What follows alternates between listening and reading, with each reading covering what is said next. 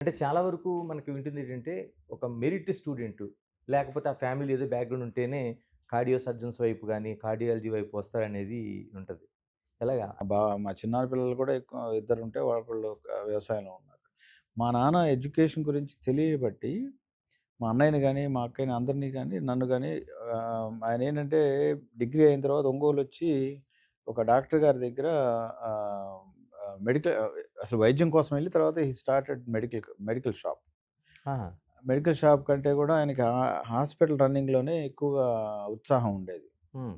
దాంతోటి ఆహ్, మా మా కజిన్‌ని మెడికల్ షాప్‌లో పెట్టి ఆయన ఎక్కువ హాస్పిటల్‌ని రన్ చేసేవాడు. సో దట్ ఆయనకు అన్ని రకాల యాస్పెక్ట్స్‌లో వైద్యం అంతా తెలిసిపోయింది. పిండి కట్లు ఆయనే ఏసేవారు. బ్రేక్ హ్మ్. అయితే.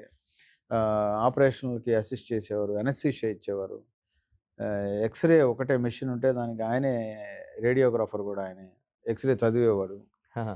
అలాగా ఆ కాలంలో మెడిసిన్ కొంచెం అండర్ డెవలప్డ్ 60స్‌లో, ఎర్లీ 70స్‌లో.